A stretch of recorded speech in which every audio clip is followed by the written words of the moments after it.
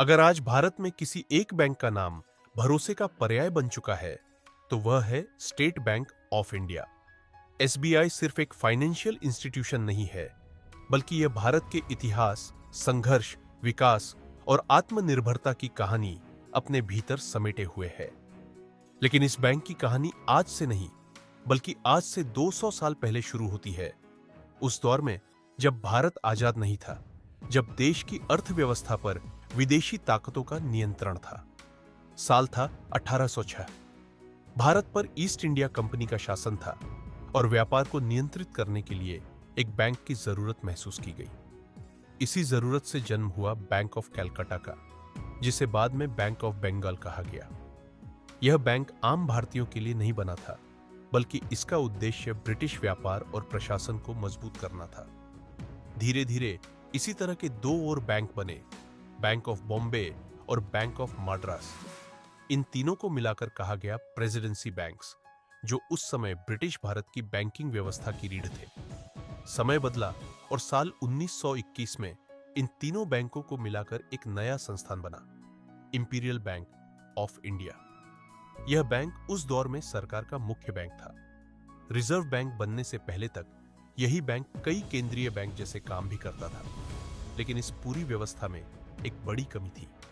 आम भारतीय, किसान, मजदूर और गांवों की जनता इससे पूरी तरह बाहर थी। बैंकिंग सिर्फ शहरों और बड़े व्यापारियों तक सीमित थी।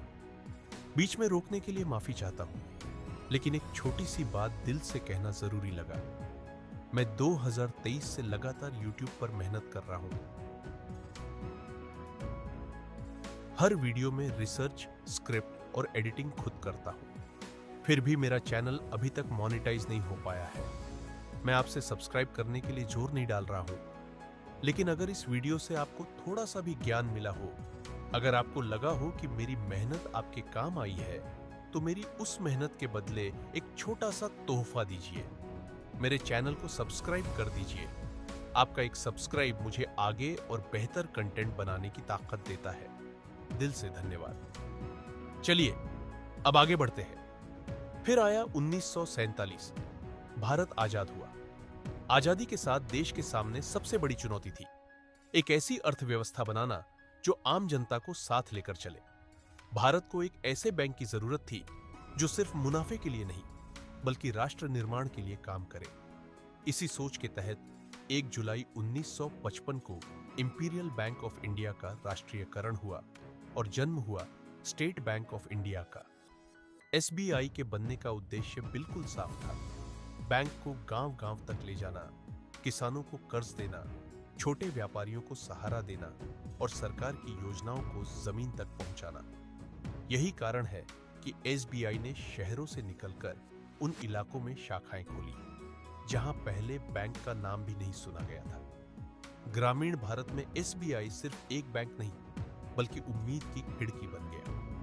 किसानों के लिए फसल आरण, किसान क्रेडिट कार्ड, कृषि वित्त, इन सब के पीछे एसबीआई की बड़ी भूमिका रही। जब सरकार ने जनधन योजना, डायरेक्ट बेनिफिट ट्रांसफर और सब्सिडी योजनाएं शुरू की, तो इन्हें लागू करने में सबसे बड़ा भार एसबीआई ने ही संभाला। करोड़ों लोग पहली बार बैंकिंग सिस्टम से जुड़े और भारत में फाइनेंशियल इंक्लूजन की असली शुरुआत हुई। भारत के इतिहास में कई ऐसे मौके आए जब देश संकट में था। 1962, 1965 और 1971 के युद्ध हो या आर्थिक अस्थिरता के दौर, इन हर हालात में एसबीआई देश के साथ खड़ा रहा। सैनिकों की सैलरी से लेकर सरकारी भुगतान तक एसबीआई ने बिना रुके काम किया। 2008 की वैश्विक मंदी हो या कोरोना महामारी, जब पूरी दुनिया की अर्थव्यवस्था डगमगा रही थी, तब भी एसबीआई एक मजबूत स्तंभ की तरह खड़ा रहा। समय के साथ एसबीआई ने खुद को बदला भी। आज का एसबीआई सिर्फ पासबुक और काउंटर तक सीमित नहीं है। YONO app, digital banking, UPI, online loan और निवेश सेवाएं, एसबीआई ने तकनीक को अपनाकर खुद को नए भारत के साथ जोड़ लिया है। आज एसबीआई भारत का सबसे बड़ा सार्वजनिक क्षेत्र का बैंक है, जिसकी लाखों शाखाएं, करोड़ों ग्राहक और विदेशों में भी मौजूदगी है। आज जब हम एसबीआई को देखते हैं, तो यह सिर्फ आंकड़ों का खेल नहीं है। यह 200 साल की विरासत, पीढ़ियों का भरोसा और देश की आर्थिक स्थिरता का प्रतीक है। एसबीआई सरकार का बैंक है, लेकिन उससे भी ज्यादा यह भारत के आम नागरिक का बैंक है। किसान, छात्र, नौकरीपेशा, बुजुर्ग, हर वर्ग का साथी। अंत में यही कहा जा सकता है कि स्टेट बैंक ऑफ इंडिया सिर्फ एक बैंक नहीं है, ये भारत की आर्थिक यात्रा का साक्षी है, भागीदार है और आज भी देश के भविष्य को मजबूत करने में लगा हुआ है। यही कारण है कि जब हम एसबीआई कहते हैं तो हम सिर्फ एक संस्था का नाम नहीं लेते, बल्कि भरोसे की एक पूरी कहानी बोलते हैं। यहां तक बने रहने के लिए धन्यवाद। अभी सब्सक्राइब कर लीजिए, फिर मिलते हैं अगली वीडियो में।